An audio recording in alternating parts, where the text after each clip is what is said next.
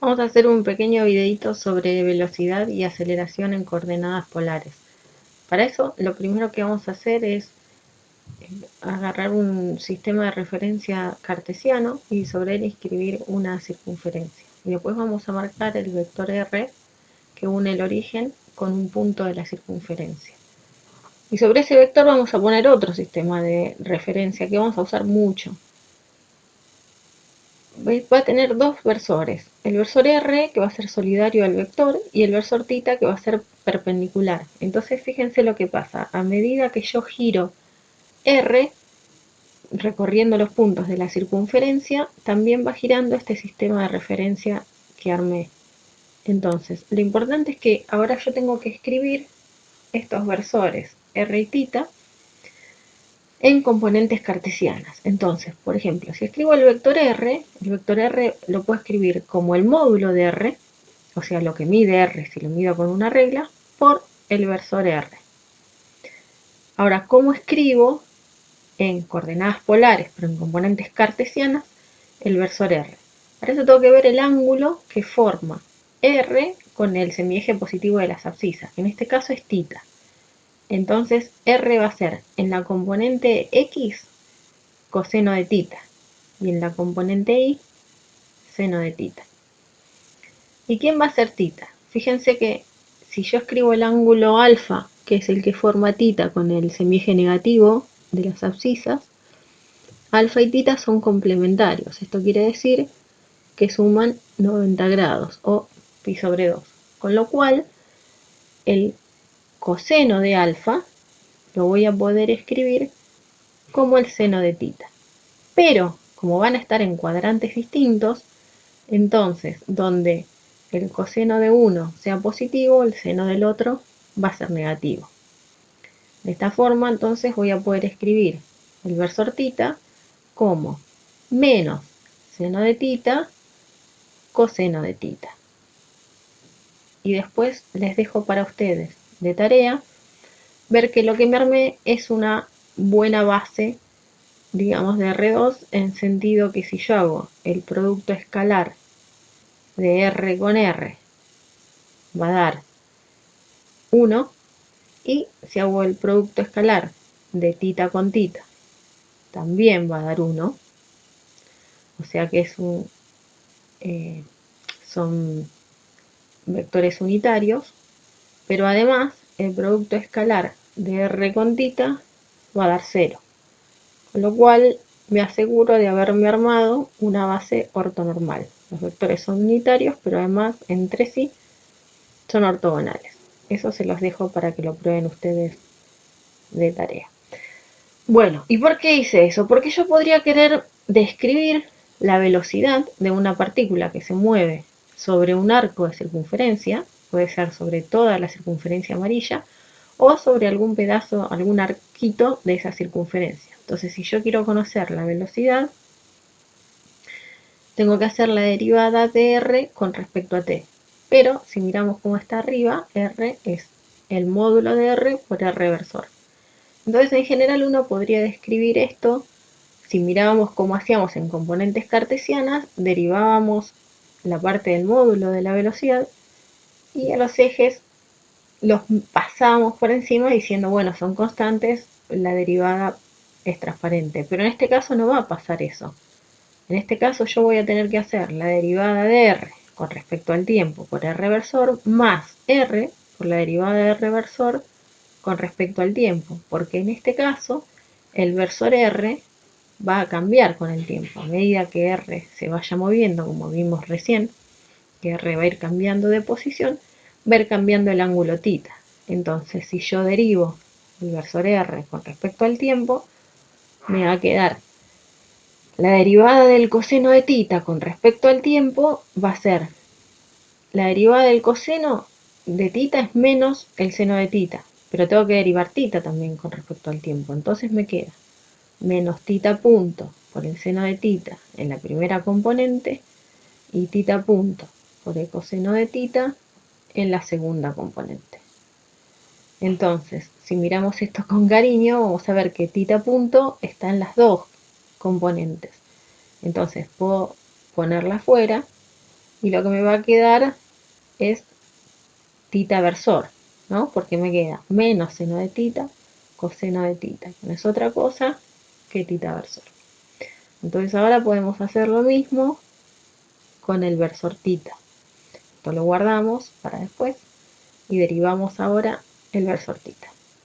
Si hacemos lo mismo, vamos a ver que tita versor punto lo podemos escribir como menos tita punto por el coseno de tita en la primera componente y menos tita punto por el seno de tita en la segunda componente. Entonces fíjense que ahora podemos poner menos tita punto afuera. Entonces si hacemos eso nos va a quedar menos tita punto y adentro nos quedaría coseno de tita, seno de tita, pero eso es R versor. Entonces finalmente nos queda que tita punto versor es menos tita punto por R versor. Bueno, entonces agrupé todos los resultados que obtuvimos en la página anterior para poder escribir ahora sí la velocidad en coordenadas polares. Entonces tenemos R punto por R versor más R por R versor punto. Entonces, reemplazando con los datos de arriba, nos queda R punto por R versor más R por tita punto en tita versor. Y este va a ser el resultado que vamos a usar para un movimiento en coordenadas polares, pero nosotros lo vamos a usar más que nada para movimiento circular. Entonces, en el caso de tener un movimiento circular, el radio es constante, con lo cual la derivada es cero, porque si me estoy moviendo sobre una circunferencia, entonces la distancia al origen se va a mantener constante durante todo el movimiento. Entonces podemos decir que la velocidad va a ser r tita punto en tita versor, que no es otra cosa que la velocidad tangencial que ya conocíamos de introducción a la física, si decimos que tita punto es omega. Con lo cual podemos decir ahora, y este resultado lo vamos a usar durante todo el cuatrimestre, que la velocidad es omega por r. Y este resultado va a ser uno de los que más vamos a usar de acá en adelante. Miremos entonces ahora qué podemos hacer con la aceleración. Sabemos que la aceleración es la derivada de la velocidad en el tiempo. Entonces, si escribimos dv a dt, ahora vamos a tener que derivar con respecto al tiempo la expresión que obtuvimos arriba, o sea, r punto por r versor más r tita punto tita versor. Muy bien, entonces hacer eso, fíjense que es básicamente hacer la regla del producto poniéndole un punto a cada factor de una vez. ¿Qué es esto? Fíjense, por ejemplo, ponemos r punto, le ponemos un punto, entonces nos queda r2 puntos por r versor. Después le ponemos el punto al versor, entonces nos queda r punto por r versor punto. Ahora vamos con el segundo término. R punto, tita versor, más R, tita 2 puntos, tita versor, más R, tita punto, tita versor, punto. Y ahora lo único que hay que hacer es reemplazar quiénes son R versor punto y tita versor punto. Entonces miremos lo que tenemos arriba para ver cómo lo podemos reemplazar. Entonces haciendo eso, la aceleración nos va a quedar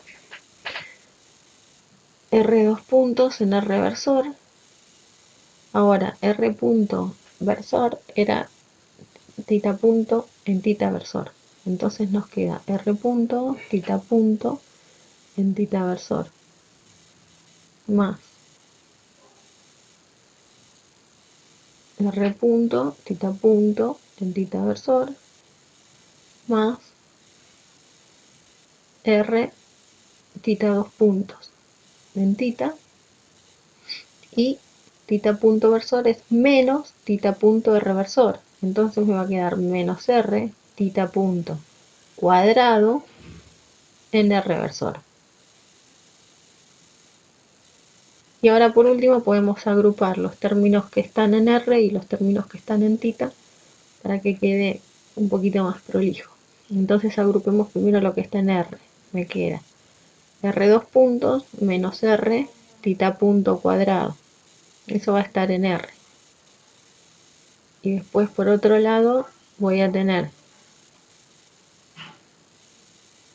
R tita 2 puntos más dos veces, porque fíjense que se repite ese término, entonces me queda dos veces R punto tita punto.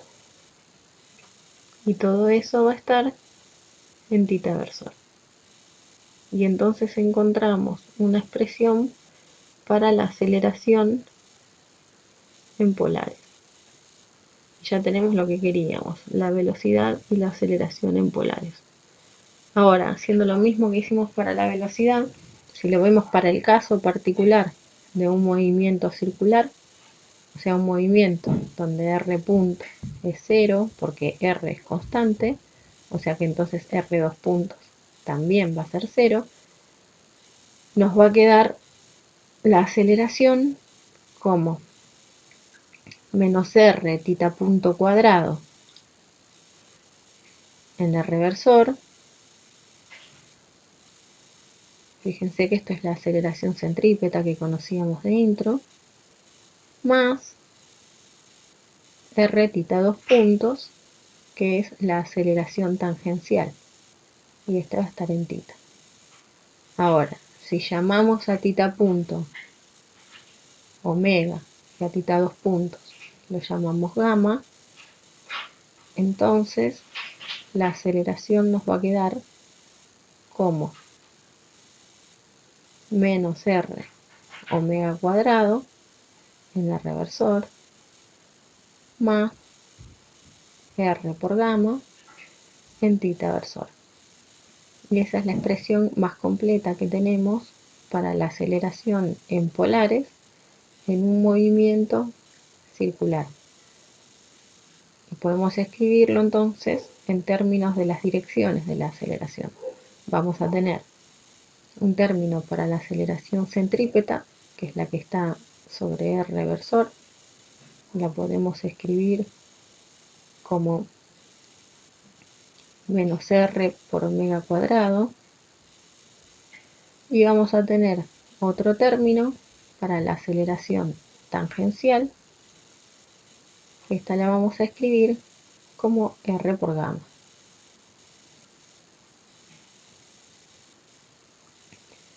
Y estos resultados los vamos a usar para la próxima práctica que vamos a ver, que es la de cinemática del cuerpo rígido, y la vamos a usar también para dinámica del cuerpo rígido, y la vamos a usar para los teoremas de conservación